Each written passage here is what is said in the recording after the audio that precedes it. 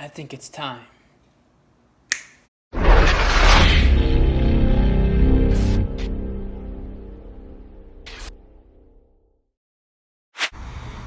Hi.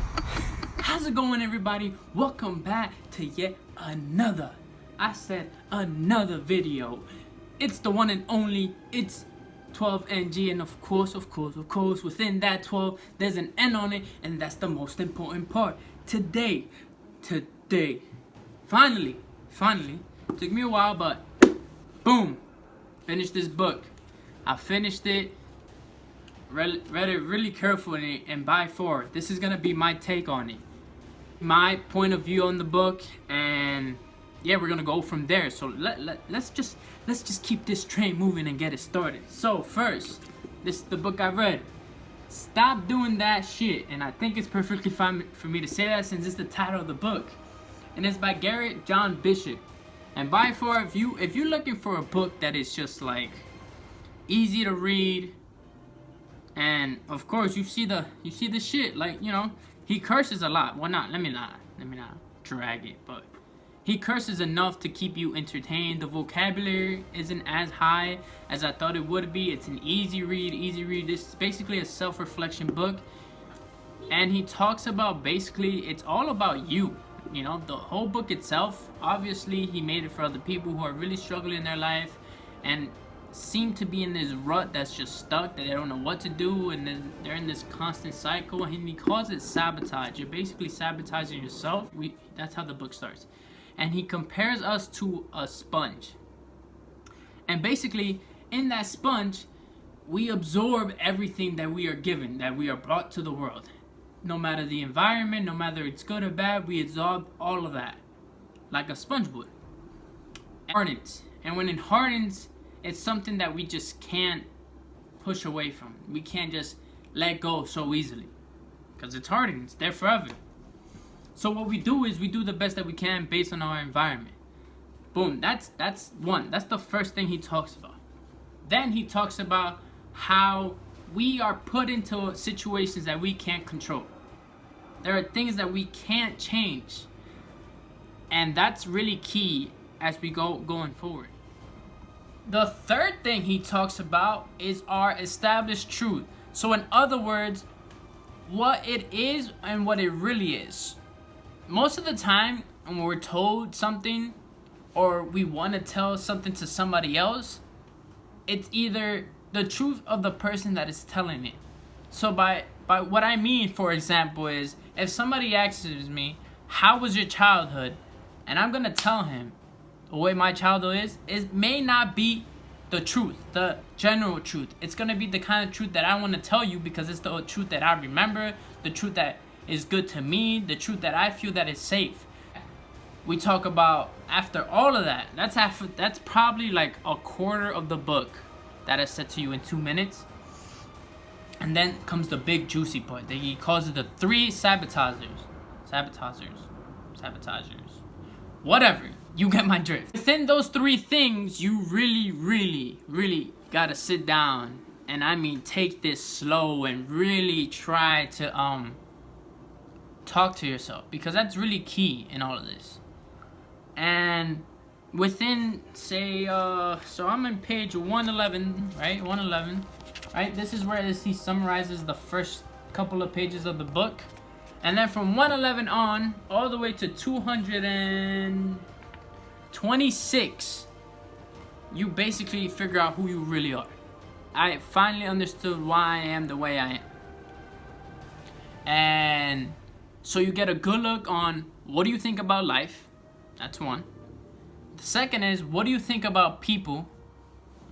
And then the third thing is understanding you and basically accepting it. Now, this is what I'm gonna give you my take. I'm gonna tell you exactly what I came out of. When it came to other people, after reading the page, reading the chapter carefully, I realized that I believe that my friends, or anybody in general that I meet new, off the bat, I feel that they're unreliable. I feel like people are just not trustworthy. And that's because my godfather left me. That's because my dad left me when I was little. So this constant feeling of leaving, it's gonna be common in my life. So I'm not gonna take it as hard as somebody leaving me than other people would who had their parents all throughout their childhood and never had a person really close to them leave them. I'm always gonna be immune to the leaving part. I'm not gonna take it as seriously. And it's not because I don't care, it's just because I'm so used to it. Second thing, what I think about life. When it came to life, every time life pushed me to the edge, it was a common theme. Every time it got there, I told myself that life was hard. Life was hard, period. So what happens is when I get pushed to the edge, I'm gonna say life is hard, but that doesn't necessarily mean I'm gonna quit. It's just gonna mean I'm gonna push myself harder. And that all the time, that's what happens all the time. Every time I'm pushed to the edge, I don't stop. I tell myself life is hard, and I find a way to get through it no matter what it takes. No matter what it takes. And then the final piece, the final and most important piece to bring all these three together is understanding myself. Myself, when I came down, and you get to this point of the book and it tells you, you get to fill it in. Obviously I didn't fill it in because at the time I didn't have a pen. I read this when I was going on my way to New York and whatever. So you fill it in and everything, and you really gotta stick to it. But yeah, when it came to my life and me as a person, the book talks about that third part. You don't need to fill in the blank. But the book, this is the most important thing. If I had to pick one part of the book that was really important compared to the other things in the book, this is it. The book goes on to talk about that some of the things we do in life, we try to change. And that's a no do. Like, you shouldn't do that.